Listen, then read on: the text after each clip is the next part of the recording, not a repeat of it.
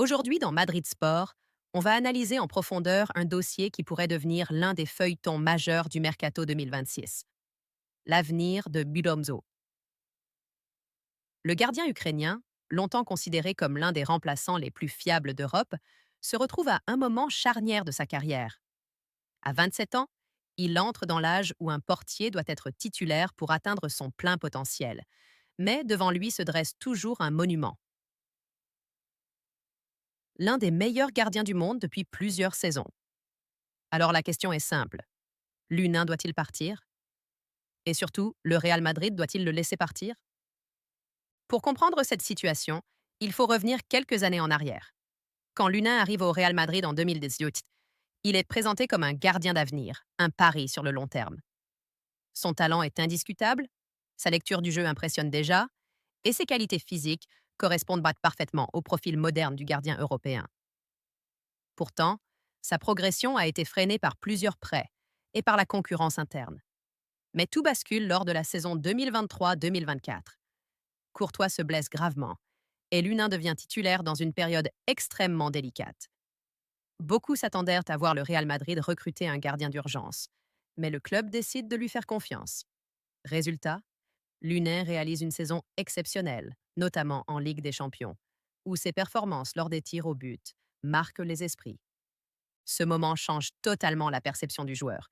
Il n'est plus seulement un remplaçant prometteur, il devient un gardien capable de porter un club de très haut niveau. Pourtant, le football est cruel. Dès le retour de Courtois, la hiérarchie reprend son cours naturel. Le Belge retrouve sa place de numéro 1 et l'Unin retourne sur le banc. C'est là que commence le véritable dilemme. Parce qu'un gardien peut accepter d'être numéro 2 pendant quelques années, mais pas éternellement, surtout lorsqu'il a déjà prouvé qu'il peut être titulaire dans un club champion d'Europe. Le Real Madrid, de son côté, adopte une stratégie logique. En septembre 2024, le club prolonge l'Union jusqu'en 2030. Cette prolongation n'est pas seulement sportive, elle est aussi économique. Elle protège la valeur marchande du joueur. Dans le football moderne, la gestion des actifs est aussi importante que la gestion sportive. Un joueur sous contrat long vaut plus cher sur le marché. Et c'est exactement ce qui se passe aujourd'hui. Le Real Madrid sait qu'il possède un gardien de très haut niveau et qu'il peut en tirer une somme importante en cas de vente. Mais la question principale reste le temps de jeu. En 2025-2026, Lana joue très peu. Quelques matchs de rotation, des apparitions ponctuelles, mais rien qui corresponde à son niveau réel. Pour un gardien international ukrainien, c'est un problème. Les sélectionneurs privilégient toujours les titulaires.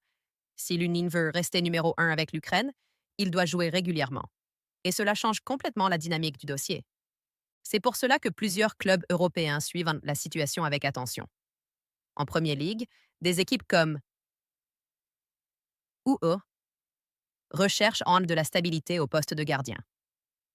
L'Union représente une opportunité rare, un portier expérimenté, habitué à la pression, encore jeune et disponible à un prix raisonnable pour le marché anglais. En Turquie, a également montré de l'intérêt, tandis qu'en Espagne, pourrait offrir un rôle de titulaire immédiat. Du point de vue du Real Madrid, la décision dépendra de plusieurs facteurs. Le premier est évidemment la situation de Courtois. Si le Belge maintient son niveau élite, il restera titulaire sans discussion. Le deuxième facteur est le futur entraîneur. Des rumeurs évoquent l'arrivée possible de Praplar dans les prochaines années. Un changement d'entraîneur peut toujours redistribuer les cartes. Certains coachs aiment repartir de zéro et réévaluer tous les postes. L'Uni pourrait espérer une chance dans ce scénario. Mais il n'y a aucune garantie. Le troisième facteur est stratégique, le remplacement potentiel. Le Real Madrid surveille déjà le marché, notamment avec le profil de Morbender. Si le club identifie une doublure fiable moins coûteuse, la vente de l'Unin devient encore plus probable. Il faut aussi analyser le profil technique du joueur pour comprendre pourquoi il attire autant. Lunin est un gardien moderne. Il possède d'excellents réflexes sur sa ligne, une bonne lecture des trajectoires aériennes et un jeu au pied solide. Dans le football actuel, le gardien est le premier relanceur. Les clubs recherchent des portiers capables de participer à la construction. Sur ce point, Lunin est largement au niveau des meilleurs gardiens européens.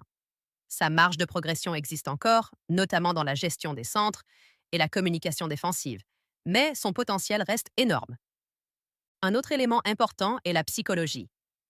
Être gardien remplaçant au Real Madrid est probablement l'un des rôles les plus difficiles du football mondial. La pression est constante, même sans jouer. Chaque match devient un examen. Chaque erreur peut coûter très cher. Pourtant, Lunin a toujours montré une attitude professionnelle irréprochable.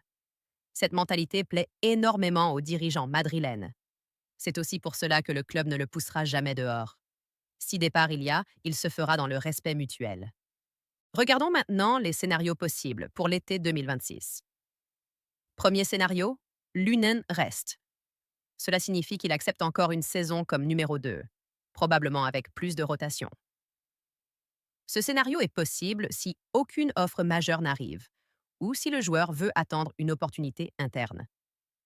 Deuxième scénario, transfert en Premier League. C'est aujourd'hui l'option la plus crédible financièrement. Les clubs anglais peuvent être payés entre 20 et 30 millions d'euros sans difficulté. Troisième scénario, transfert dans un club européen de second rang, mais avec titularisation garantie. Sportivement, ce serait logique, mais financièrement moins intéressant pour Madrid. Il existe aussi un scénario moins évoqué mais intéressant, une transition progressive au Real Madrid. Si Courtois approche de la fin de carrière dans quelques années, Lunin pourrait devenir le successeur naturel. Mais cela implique qu'il accepte encore plusieurs saisons d'attente, ce qui semble peu probable à son âge. Analysons maintenant la perspective sportive pure. Le Real Madrid doit toujours penser à long terme. Avoir deux gardiens de niveau mondial est un luxe. La saison 2023-2024 a prouvé l'importance d'un numéro 2 fiable. Sans Lunin, le club aurait peut-être perdu des titres. Donc vendre Lunin représente aussi un risque. Si Courtois se blesse de nouveau, qui prendra la relève? Un jeune gardien inexpérimenté? Un recrutement d'urgence? Ce sont des questions que la direction doit se poser. Du côté du joueur, la logique est différente. Une carrière est courte. Les gardiens jouent plus longtemps que les joueurs de champ, mais les années de pic restent limitées. Lunin doit maximiser son temps de jeu maintenant. Rester remplaçant trop longtemps peut freiner sa progression et réduire sa valeur sur le marché. C'est pour cela que beaucoup d'observateurs pensent que 2026 sera l'été décisif. Il faut aussi mentionner l'impact médiatique. Jouer au Real Madrid donne une visibilité énorme. Même remplaçant, Lunin bénéficie d'une exposition mondiale. Dans un club moins prestigieux, il jouerait plus, mais serait moins médiatisé.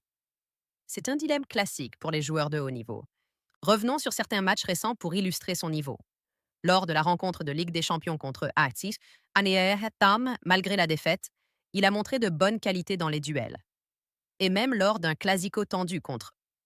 Son attitude a démontré son caractère compétitif. Ces moments rappellent qu'il est prêt mentalement pour un rôle de titulaire. Un autre aspect intéressant est la gestion économique du Real Madrid. Le club fonctionne aujourd'hui comme une machine financière parfaitement optimisée. Chaque joueur est un investissement. Si Lunin peut être vendu 25 millions alors qu'il a coûté moins cher et qu'il ne joue pas régulièrement, c'est une opération rentable. Cette logique peut influencer fortement la décision finale. Alors, quelle est la probabilité réelle d'un départ? Aujourd'hui, elle semble élevée. Pas certaine, mais élevée. Tout dépendra des offres concrètes. Si un club propose un projet sportif solide avec un transfert autour de 25 millions d'euros, le Real Madrid ouvrira la porte. Et Lunin, lui, devra prendre la décision la plus importante de sa carrière. En conclusion, le dossier Lunin représente parfaitement les dilemmes du football moderne. Ambition personnelle contre stabilité, logique sportive contre logique économique, prestige contre temps de jeu.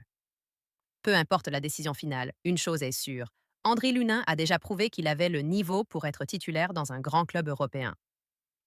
La question n'est plus de savoir s'il est assez bon, mais où il pourra exprimer pleinement son talent. Et vous, supporter madrilène, que pensez-vous de cette situation?